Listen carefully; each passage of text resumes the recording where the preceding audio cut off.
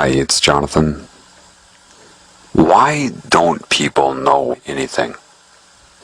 Why do the people think they know things and talk about how others don't know anything?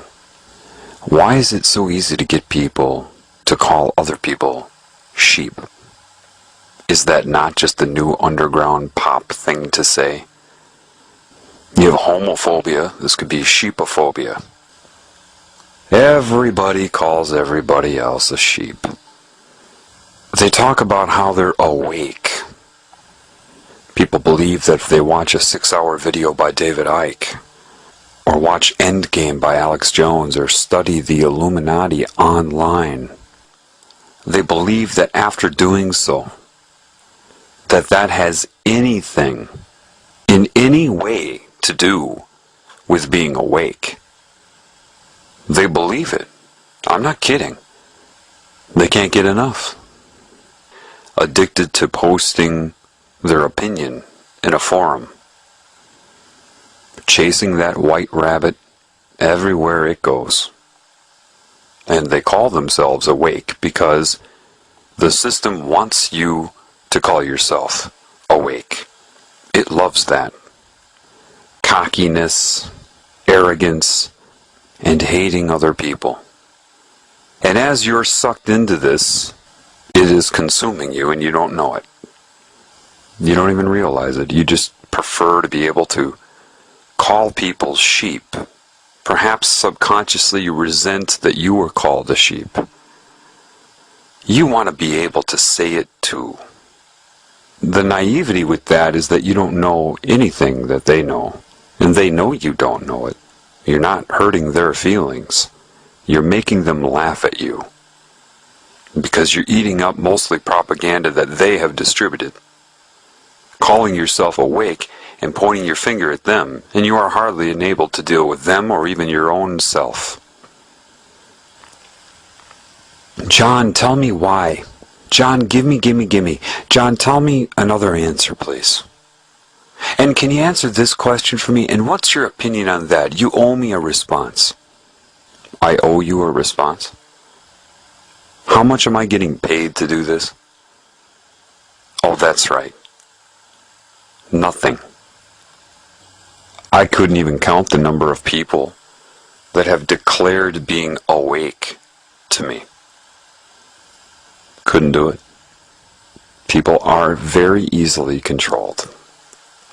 All they have to do is create a new subcategory of personalities.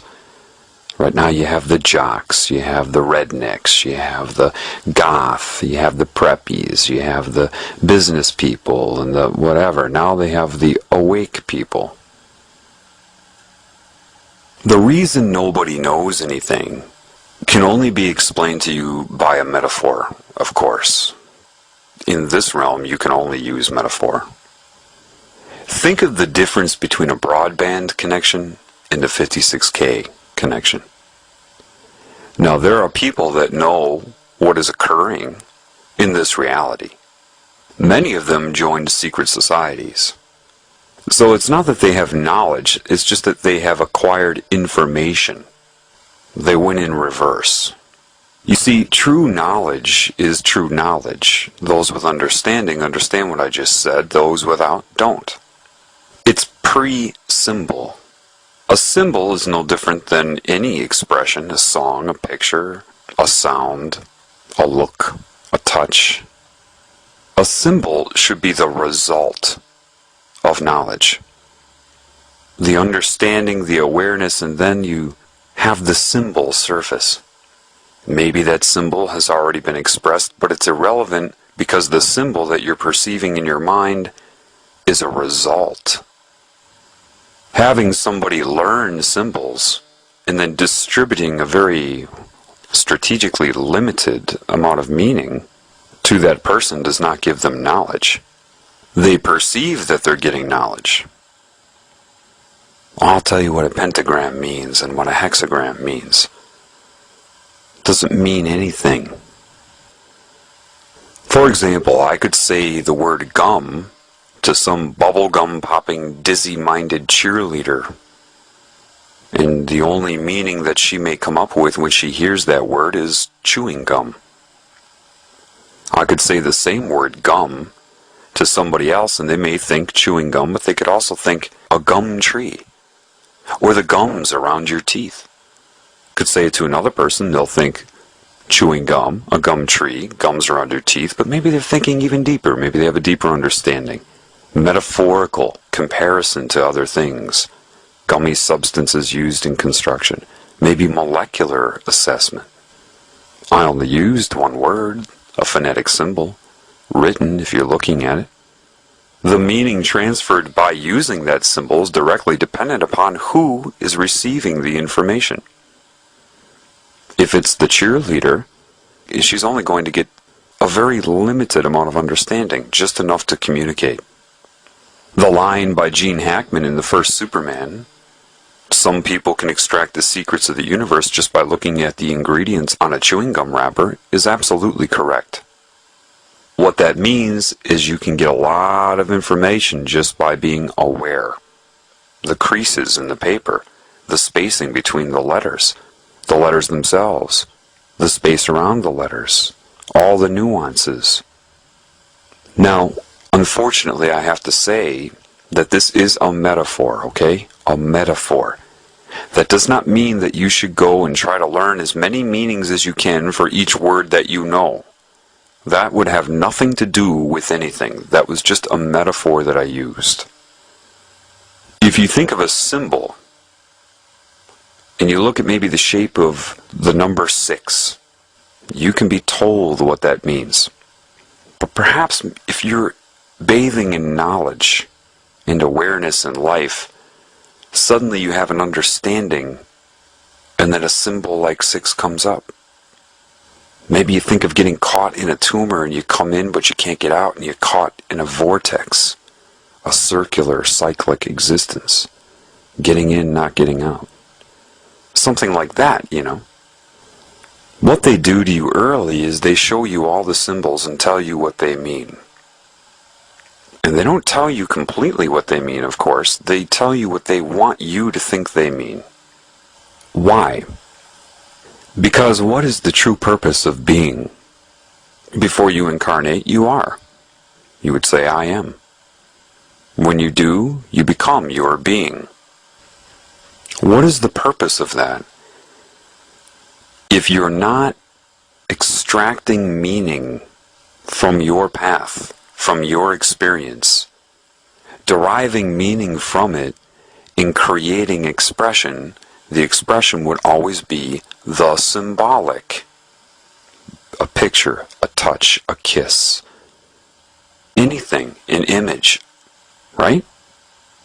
If you're only copying what they've told you things mean, and replicating what they've told you to use them for, and how to use them, how to speak, how to think, what means what you're supposed to do, what the meaning of your life is. If you allow yourself to be told what the meaning of your life is by something in your objective reality, somebody else, what is your purpose other than to be a slave? Forget about laws and politics, that's all bull. That's only a result. If you're not creating, and the only way you're going to create is by extracting meaning from within. If you can't do that, what is the point of you being around other than to be a slave? Acquiring detail. This means this.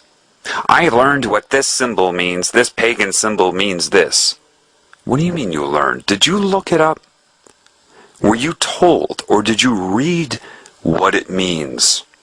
Or did you sit there by a lake and think about life as a whole and what's happening, and the symbol came up and you're like, oh my gosh.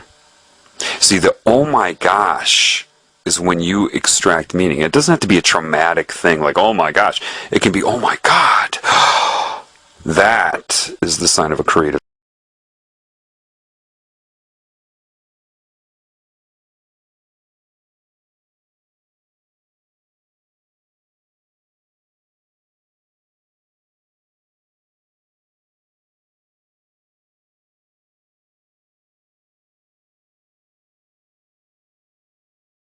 Somebody that's always in their mind like, I get it, oh my gosh, and you want to tell the whole world. Because you've extracted meaning from within.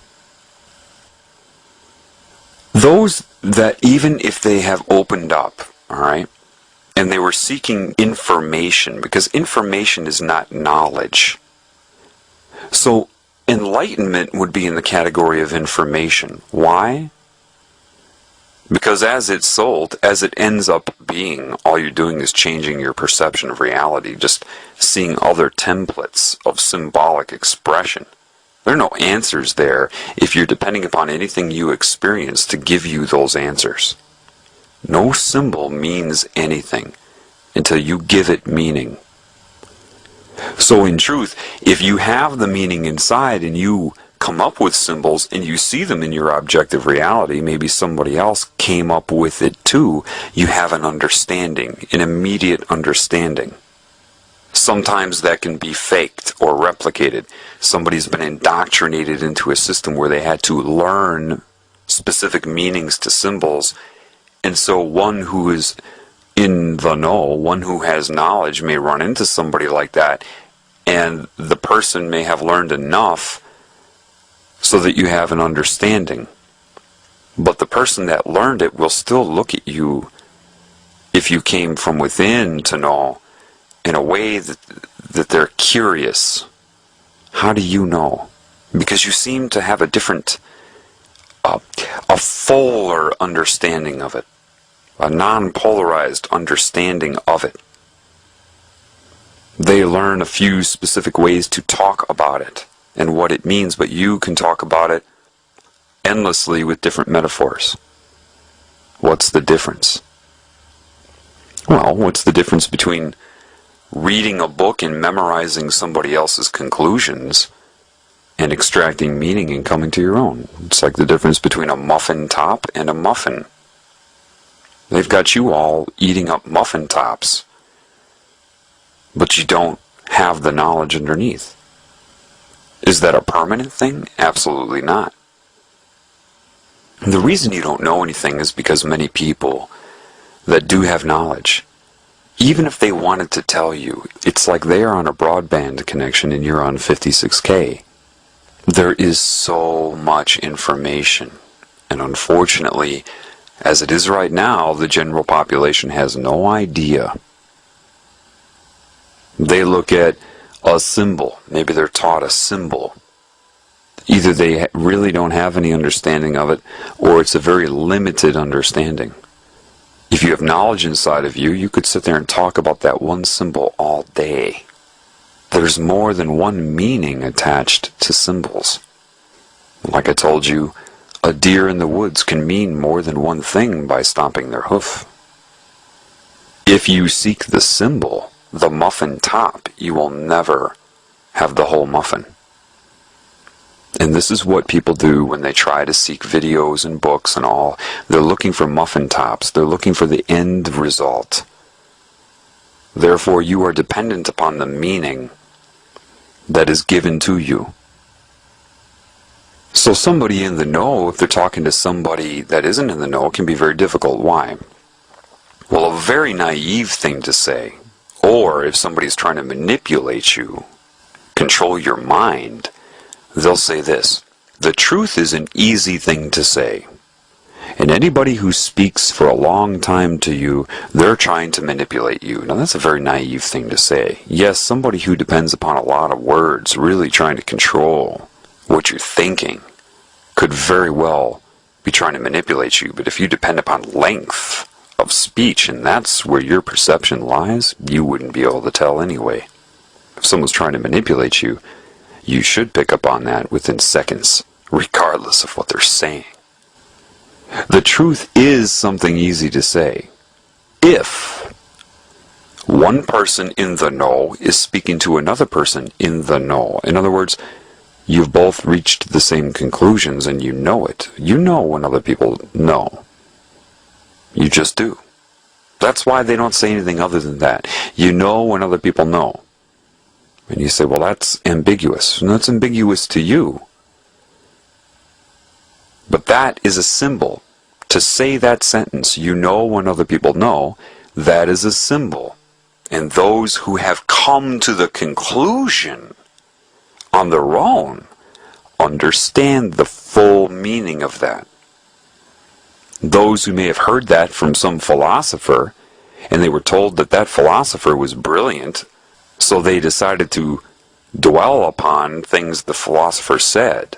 If a philosopher says to you, you just know when other people know.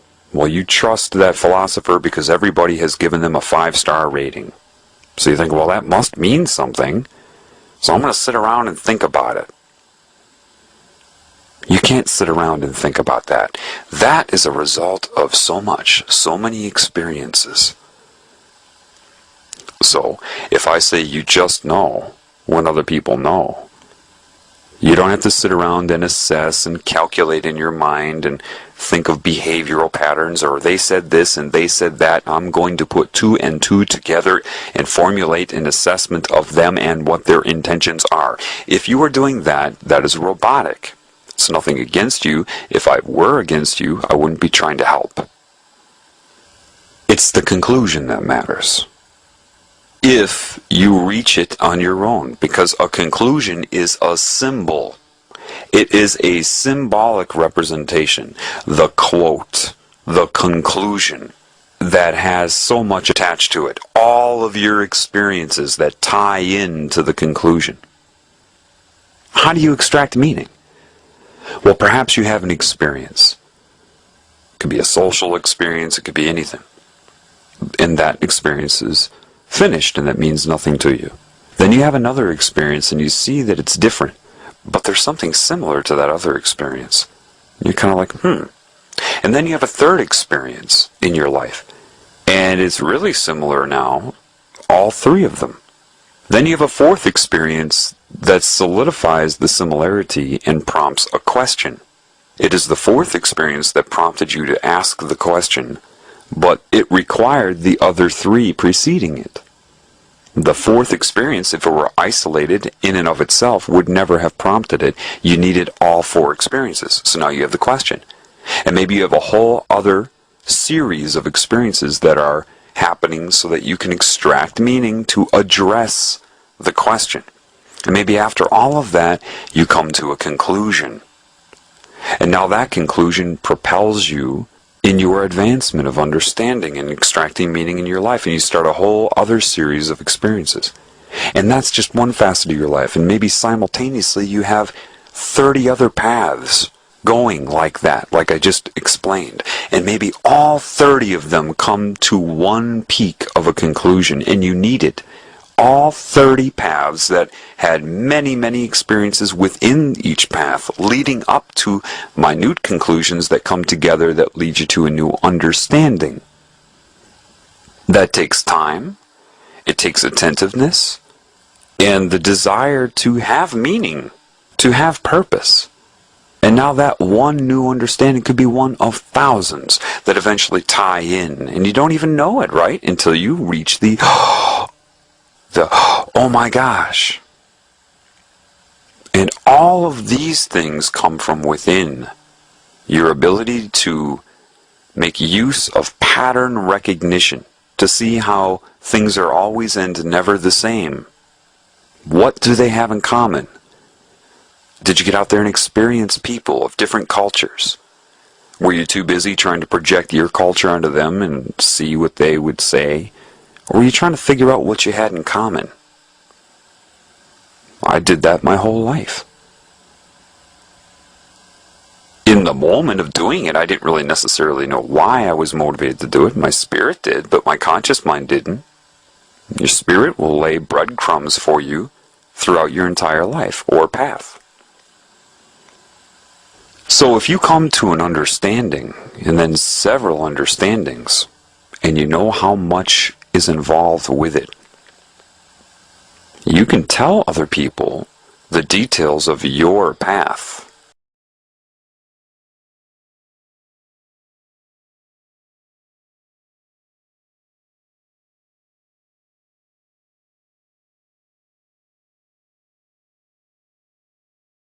But that isn't their path, and if they try to memorize the details of your path, they're pulled off of their path. This is why I have been really careful not to give too much information about my path. People always ask me, tell me how this all began. Tell me more about your dealings with entities. Well, hold on a second. What if that isn't your path? And the details of my path are irrelevant. The understanding is the important thing. The conclusions I reach. And I can share conclusions with you to motivate you. But I can't have you memorize my conclusion. So I have to have a delicate balance of rhetoric with the information.